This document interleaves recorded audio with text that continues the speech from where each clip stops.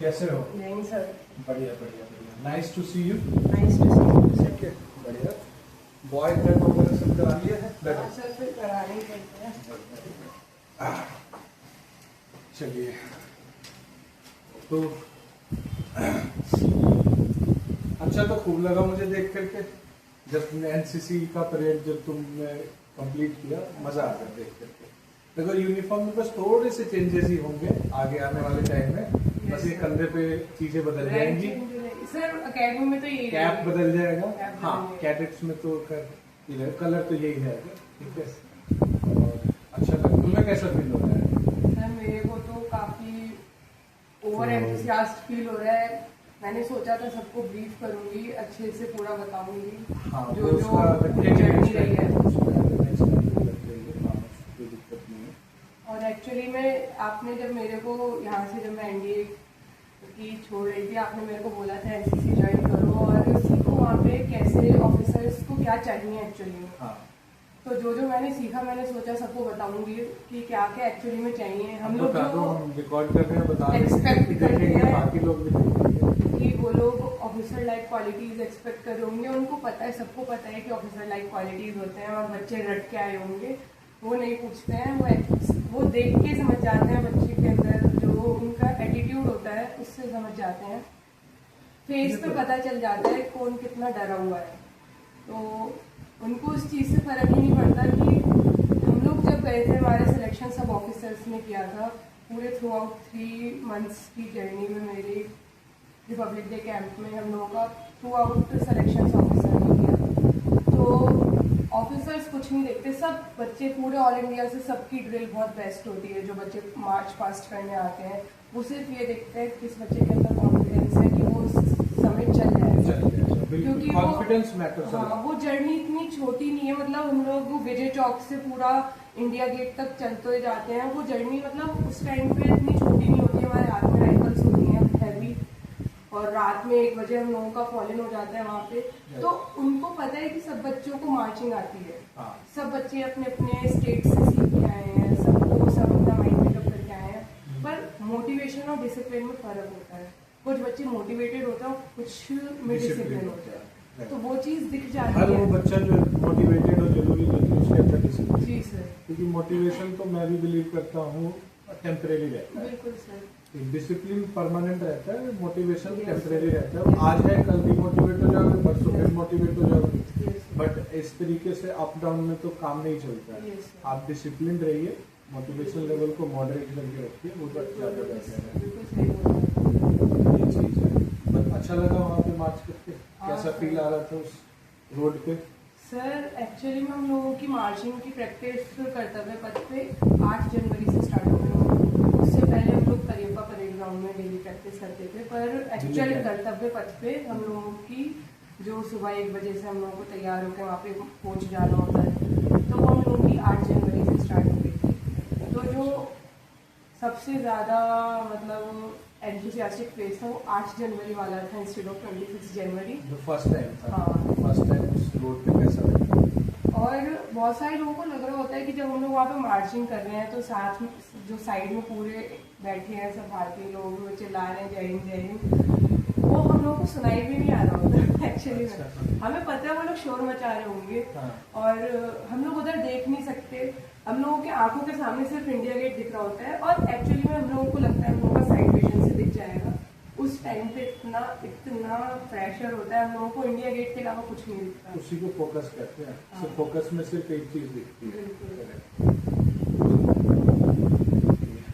अब ट्रेनिंग में तुमने क्या सीखा? एनसीसी लेने के पहले और एनसीसी लेने के बाद तुम्हें अपने life style, decision making, relationship, family के साथ, फ्रेंड्स के साथ, इन सब में क्या क्या चेंज नजर आए थे? सर बहुत डिफरेंस है, बहुत डिफरेंस है। मेरे को लगता है सर आपको भी दिख गया होगा। नहीं, मुझे दिख रहा है, बिल्कुल दिख रहा है। तो सर सबसे पहली चीज ना, आर्मी में बड़ी पेयर बहुत बड़ी एक टर्म है जो मैं आपको बोल रही हूँ। मतलब सुनने में तो ऐसा डेली लाइफ के वर्ड्स हैं इसमें तो बड़ी और पेयर, लेकिन बड़ी पेयर बहुत बड़ी टर्म है। उसमें यह है कि आर्मी में कभी भी कोई भी बंदा अकेले नहीं जाता। वन मैन आर्मी सुनने में बहुत अच्छा लगता है, मूवीज वाला वर्ड है, लेकिन कैडेट से लेके रिक्रूट से लेके पूरे ऑफिसर्स तक बड़ी पेयर एक वर्ड होता है सर, जिसमें मतलब हम लोगों के साथ एक हमारा दोस्त होना ही चाहिए हर टाइम। उसको पता होना चाहिए अगर मैं नहीं दिख रही हूँ तो मेरे दोस्त को पता होना चाहिए कि मैं कहाँ हूँ, और उसको नहीं पता है तो दोनों को रगड़ा मिलेगा। अच्छा। और मेरे को पता होना चाहिए कि मेरा दोस्त है। हाँ। तो इसे बोलते हैं बड़ी पेयर। तो जो सॉलिट्यूड इज अ ब्लिस करके जेंसीज में भी चल रहा है, वो बिल्कुल वहाँ पे मतलब जहर है।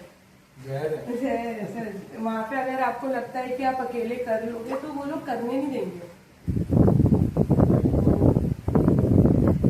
को क्या एडवाइस दोगे? Make friends. Make friends. हाँ, आप बहुत सारे दोस्त, आप लोगों से इंटरेक्ट करो, सोशलाइज हो और जानो यूथ को। एक्चुअली में वो चाहिए, उनको चाहिए कि आप लोग, यूथ आ रहा है तो यूथ अपने व्यूज लेके आए। तो यूथ को अगर पबजी के अलावा कुछ पता नहीं होगा तो फिर वो उसको नहीं लेंगे। अभी का यूथ जो है वो काफी बहुत सारी अदर मैटर्स में इन्वॉल्व हो चुका है, हाँ। इंगेज हो चुका है बहुत सारी चीजों में, और जब तक वो रियलाइज करेगा या रियलाइज करते हैं तब तक काफी देर हो चुकी है। प्रॉब्लम तो है, distraction is part of today's life. मतलब आज की लाइफ का जो एक पार्ट हो गया है डिस्ट्रैक्शन, बहुत छोटी छोटी चीजों से डिस्ट्रैक्शन होता है। ये चीज है। घर वाले कैसा फील कर रहे हैं? घर वालों को अच्छा मुझे लग रहा होगा 50% जर्नी जो है वो कंप्लीट हो गई।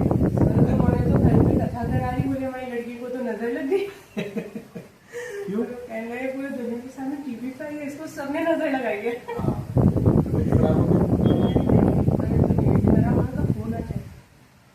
प्रिकॉशन उन्होंने तो फिर मैंने सर बॉयकट करा दिया था वहाँ जाने से पहले। तो उन्होंने बोला तो ये एक्स्ट्रा ही सुंदर दिख रही है। तो उन्होंने फिर करा ली सर घर पे पूजा। सर उनको भी बहुत खुशी हुई होती है, ऐसा प्राउड फील होता है। ये तो है, मैंने देखा, मैं कहा वाह क्या बात है।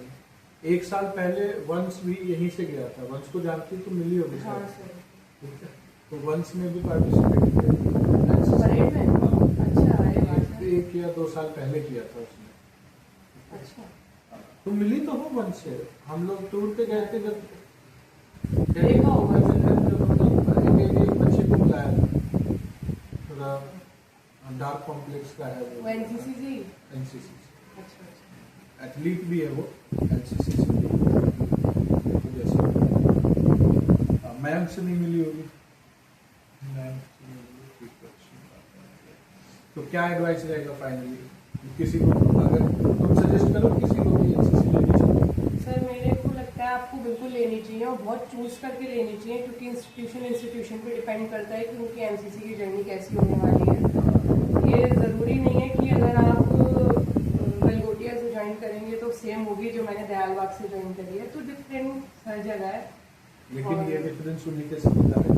जैसे कोई तो यही देखेगा अपने आसपास में एनसीसी कौन सी है। सर अचीवमेंट्स, सर हर जगह, हर जो इंस्टीट्यूशन में एएनओस बोलते हैं हमारे यहाँ, जो एएनओस होते हैं वो हमेशा ही अपने कैडेट्स की अगर कोई अचीवमेंट है तो वो बाहर बोर्ड पे लगाते हैं हमेशा। बाहर ही क्योंकि हाँ सर, वो उनको भी तो अपने आप को पब्लिसिटी उनको भी करनी होती है। तो सर उस चीज़ से पता चल जाता है, क्योंकि जितना एक्सपोजर वो यूनिवर्सिटी दे सकती है उससे उसके अचीवमेंट्स दिख जाते हैं। तो अगर वो यूनिवर्सिटी सपोर्ट नहीं करती आपके एकेडमिक्स में या एग्जाम्स के टाइम पे, तो फिर वो ज्वाइन करना बिल्कुल। अभी 2-3 महीने पहले लास्ट ईयर में ही, मतलब 2025 अक्टूबर नवंबर किया है। अब नेक्स्ट ही देखो उसकी जर्नी कहाँ तक जाती है। सिलेक्शन तो हो गया उसका यहीं पे एमएमएच कॉलेज से।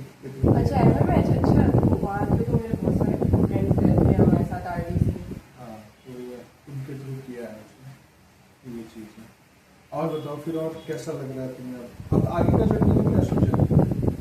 सर अब अभी दे रही है एग्जाम? नहीं सर, वाला तो फिल ही नहीं किया था ना, क्योंकि तब मैं कैंप में थी। तो फॉर्म तो फिल कर देती सर कैंप में हम लोगों को जो मोबाइल यूज करने का टाइम है ना, वो सिर्फ हमारे पे होता नहीं है। उनके हिसाब से तो हमें रखना भी नहीं है फोन, हमारे पास होता है। नहीं सर वो नहीं हो पाया। कौन सा ईयर होगा? तो सर एनसीसी मेरी कंप्लीट हो गई, मैं अभी एग्जाम दे के। सर्टिफिकेट कौन सा हुआ? सी सर्टिफिकेट का एग्जाम दे के आई हूँ अभी फैब में। मतलब डायरेक्ट एंट्री के लिए भी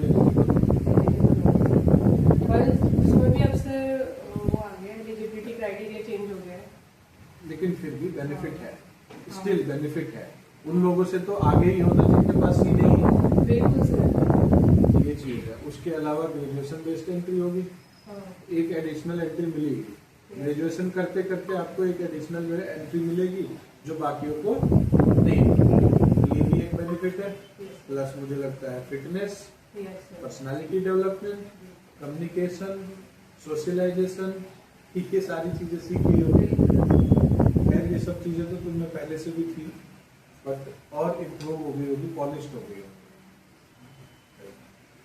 सर मेंटली और फिजिकली जो भी बच्चा जाना चाहता है एनडीए में या सीडीएक्स में, वो अच्छे से अपने आप को मेंटली फिट करके जाए, क्योंकि ये सोच के कि वहाँ जाके तो बहुत सारे हम लोगों को फायदे होंगे, जैसे कि मेडिकल और ये सब फायदे देख के जाओगे तो नहीं हो पाएगा। वही मैंने बोला, मोटिवेशन से कुछ नहीं होगा। डिसिप्लिन, डिसिप्लिन सबसे बड़ी चीज है, डिसिप्लिन होना जरूरी है। चश्मा तुमने खरीदा है, किसी ने सजेस्ट किया कैसे? सर ये तो मैं लगाओ इसको, लगा के देखो तो सही कैसे। ये तो जस्ट लाइक आर्मी ऑफिसर।